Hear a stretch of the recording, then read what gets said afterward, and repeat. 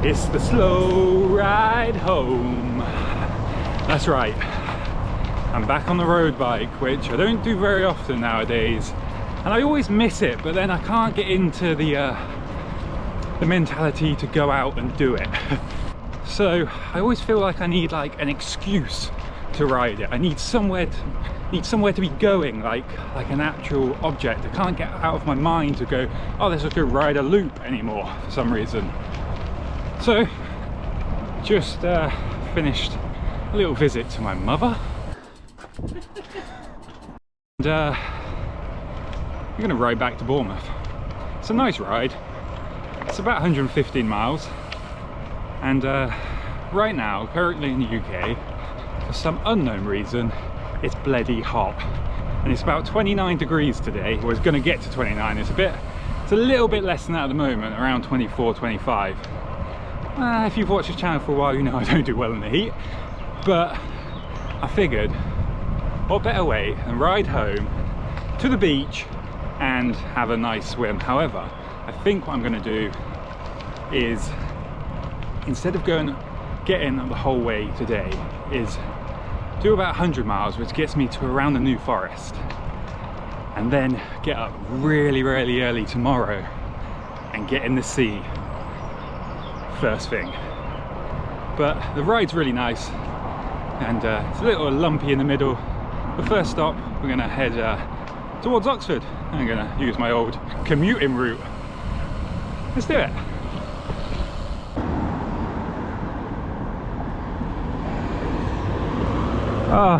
Why did I take the cycle lane? I wanted to get some hours on the bike today and take a little ride down memory lane, literally. So I followed my old commuter route towards Oxford. There's one road in particular that always sticks with me, the Merton Road. The first time I ever tried cycling to Oxford, I was on my sister's bike, facing what still stands as the worst headwind I ever experienced on this road. That road nearly destroyed me that day. Thankfully, today the wind was calmer, but the heat was going to be my nemesis.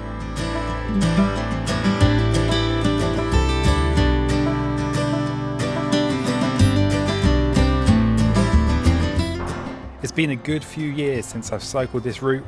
It brought back so many memories of when I used to ride these roads every day to work, through all seasons. The roads would flood in the wetter months, cars getting stuck, while I'd just pedal through.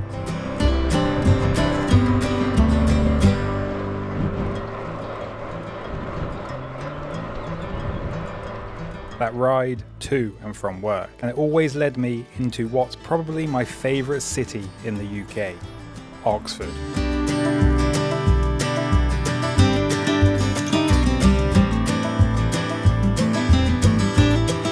There's just something about it. The old buildings, the atmosphere, the history. Oxford's also home to Blackwell's bookshop, which quietly holds a world record. Beneath the streets lies Norrington Room, an underground chamber with nearly 3 miles of shelves and over 150,000 books, making it the largest single room devoted to book sales on the planet. Hard to believe it all started in a 12-foot square room back in 1879. And despite how busy Oxford can get, it's surprisingly easy to find quiet corners to slow down and think. It feels a little slower than other cities.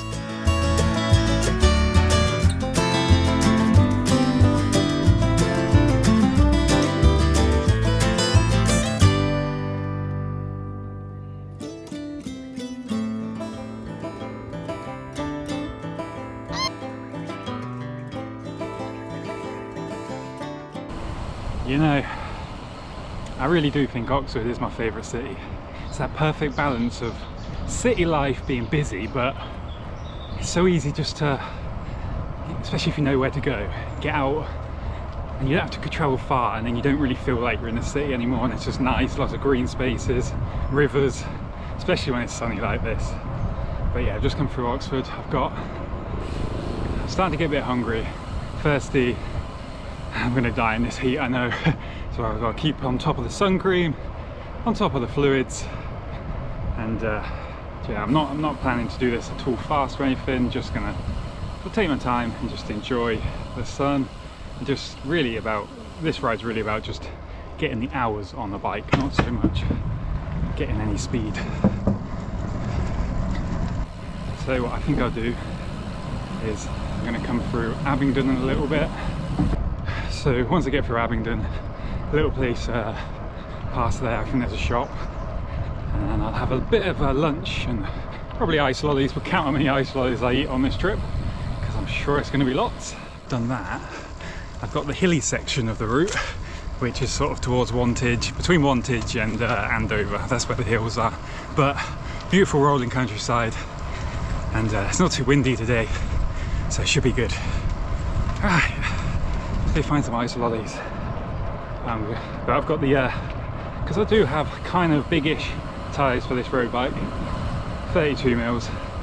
I can take some slightly off-roady, quiet cycle paths like this without too many worries, especially in the summer, because they're all nice and dry.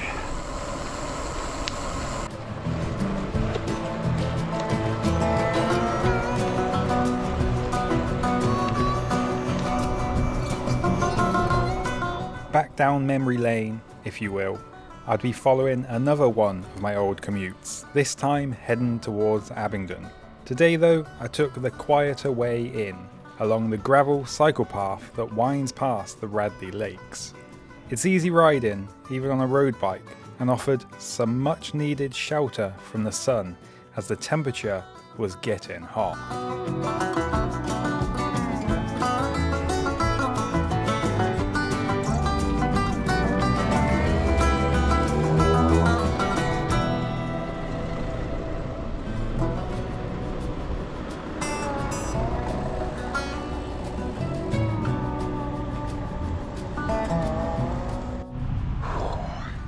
In that midday sun now, it's nice and hot. I don't like it. And I couldn't find ice lolly, but I think I've got something even better. We've got frozen summer fruits. Just like let them melt on me for a bit. They should be good. Oh yeah, that was good call. Done about 30 miles, so another 80 or so to go. But after about 5 miles, the hardish part comes. Wow, big climb out of Wantage, then some really lovely flowy roads, and then a lovely long descent. But then the real descent, the real climb, comes after Hungerford though. That's up sort of towards Inkpen that way. There's a bit of a brutal one, but when you get to the top, an amazing view. But for now, I'm going to enjoy some frozen fruit. That will probably give me brain freeze, but oh, so good. Can't wait to get to the sea and jump in.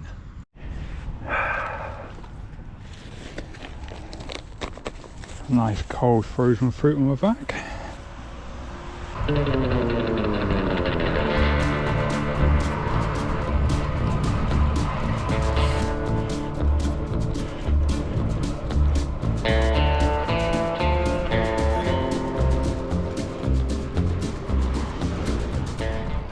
Time for some hills then.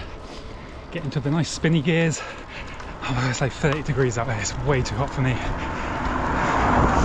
I have to put some sun cream on soon as well. But there's some nice flowy descents in a minute once I get up a couple of climbs. Leaving Wantage behind, I started heading into the North Wessex Downs, home to those long, endless, flowy roads that seem to stretch out forever. Of course, that also means some climbing, and in this sweltering heat, it all feels 10 times harder. But the views are amazing. Rolling hills in every direction. Going in this southbound direction is probably a bit easier too, with slightly more downhill, and with the TT bars on this bike, I get to travel in comfort and make the most of those fast, open stretches.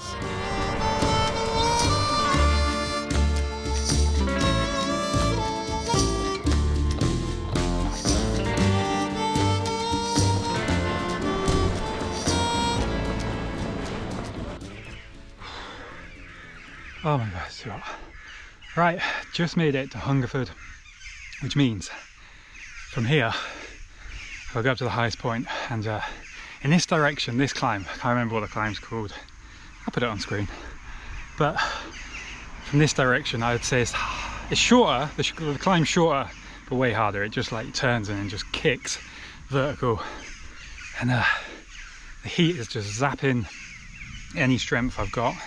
Just stopped again, rehydrating again, and this time I've got some ice lollies as well, and just restocked on like fluids.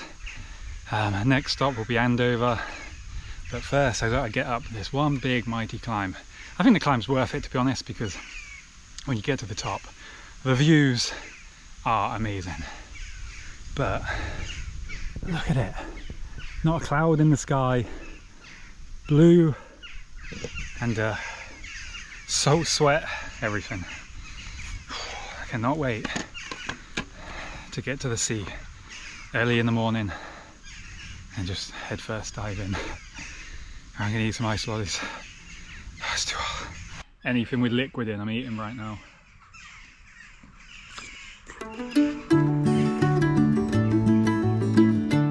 So that's 5 ice lollies demolished for lunch, and with the temperature now hitting the big 30 degrees, it was time to start getting ready to tackle the highest point on this little road adventure home.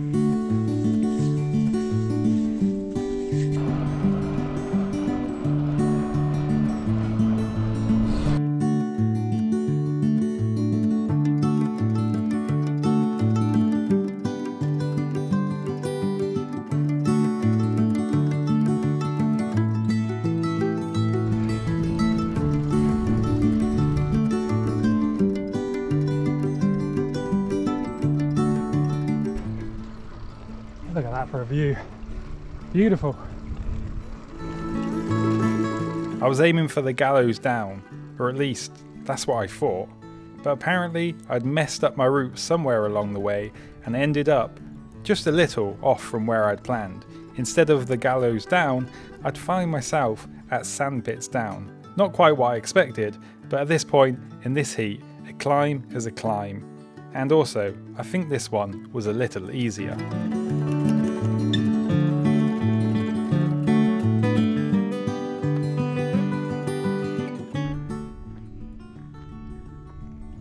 Right, I have made it to the top of the hill. I got a little confession to make. It's not the hill I was thinking that I was going up.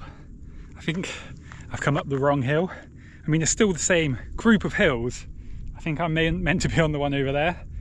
I don't know how I've managed to do that. It's a little bit easier to get up this way though than that way, so that's good. And then I'm going downhill now. It's pretty much downhill all the way to like Andover now, kind of at the highest point of this whole ride, and highest point of this area, I guess. Oh, it's just so hot and it's so beautiful there. It's currently 4 p.m. and I've done about 60 miles, so plenty of time still, because I don't think today, I think it's tomorrow is like the longest day, so the sun isn't going to set till like 10 o'clock, or it's not going to get dark till like 10. So loads of time, so that's why I'm taking my time, enjoying it. But yeah, just like I've done like literally like 5 miles probably since I last had the 5 ice lollies, and I can eat 5 more. Come on, let's keep going. It's time to go downhill. And one little stop at Andover, make sure I got some supplies for the night, and then head into the New Forest. Got the bivvy tonight, so find somewhere nice to set up. If it's nice and clear, I don't know if the moon's out tonight. If it's not, should get a nice starry night, but who knows. Looking forward to the sun to start setting tonight, it getting a bit cooler, enjoying them lovely summer cool evenings. They're the best. But right now it's time to fly downhill.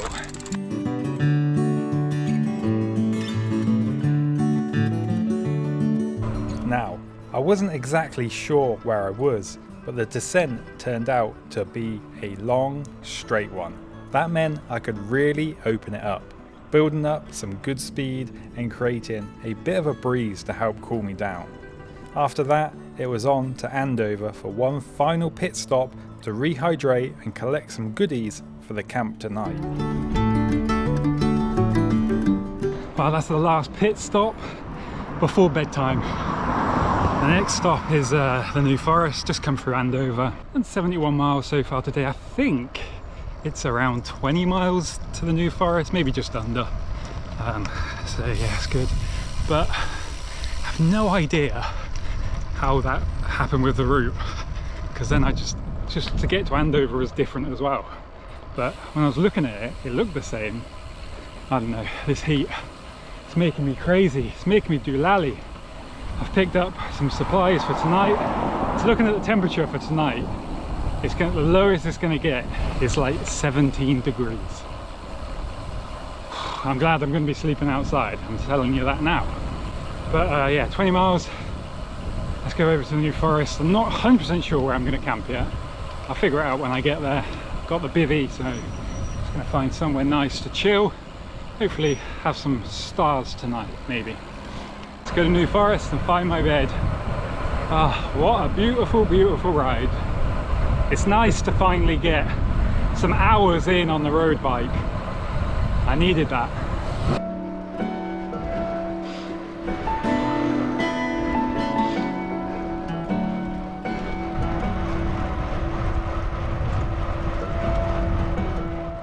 One last push now, about 20 miles to the New Forest. I'd left the North Wessex Downs behind, so it was mostly flat from here on out, which was a welcome change after all the climbing. I was looking forward to the sun starting to set and getting to ride that cooler evening air, a perfect way to end the day.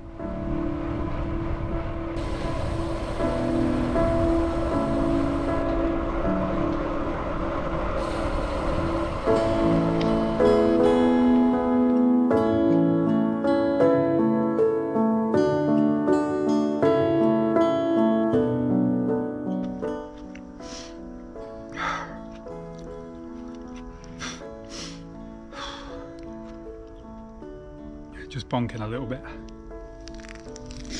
Just gonna have a bit of food. Oh, really bonking. I've got a little climb up into the New Forest.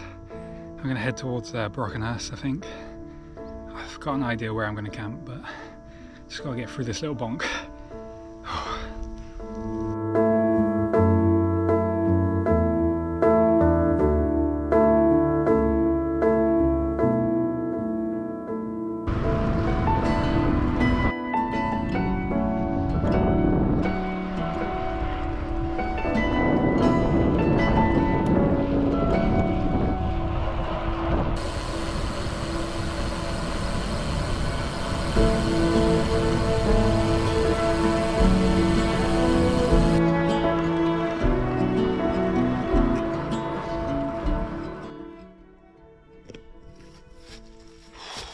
Right, today is done. That was a long one, 107 miles, but got lots of hours on the bike today, so I'm happy with that. My voice is gone all like, because I think I'm just a bit dehydrated and stuff, but not too far away from Brockenhurst. I'm going to camp, lay the bivvy here, and should be a good little spot. This tree is massive. I don't think it's going to fall, but oh man, 107 miles, long old day, but still feel pretty comfortable on the bike, so pretty happy with that.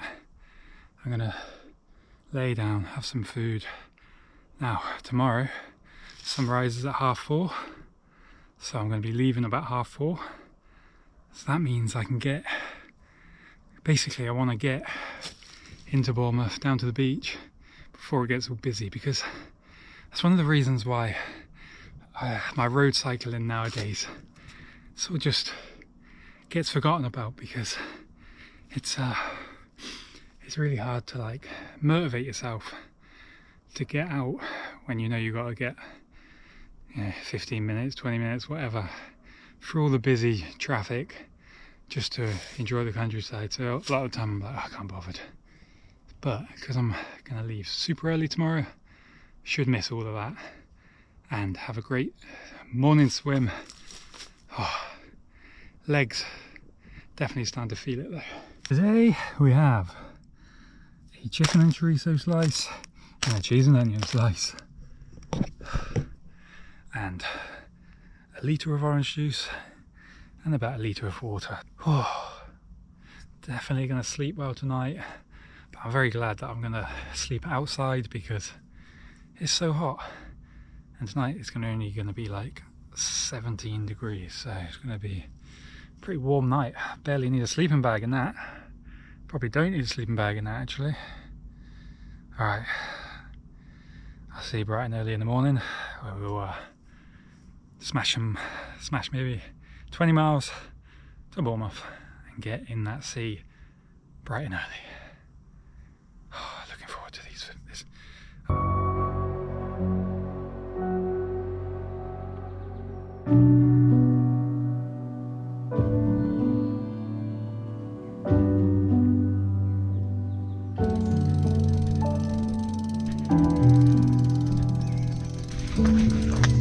Epic river crossing.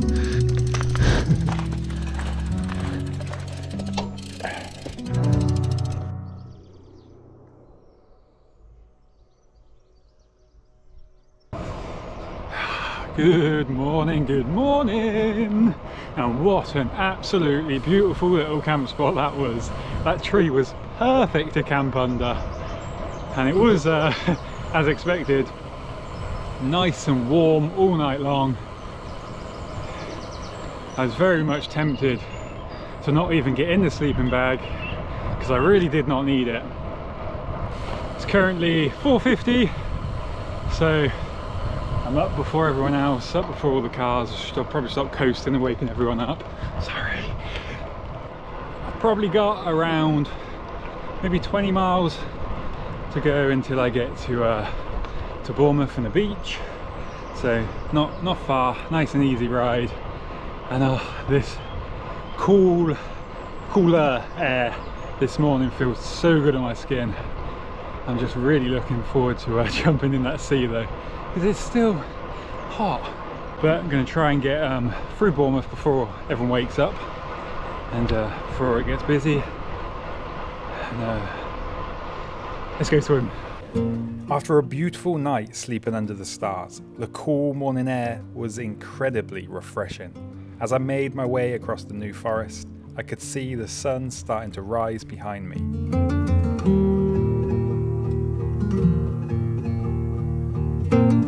It was going to be another hot day, but beating that heat by setting off early towards Bournemouth felt like the perfect way to start the day. With no one else on the road yet, I enjoyed the peacefulness of the morning.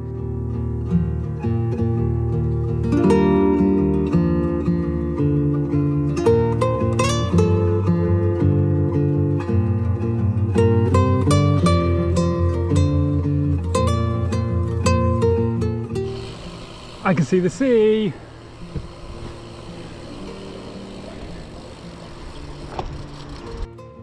Arriving in Bournemouth first thing and finishing this perfect ride the best way possible, with a refreshing early morning swim in the sea. And after this scorching hot ride, it was the perfect way to end.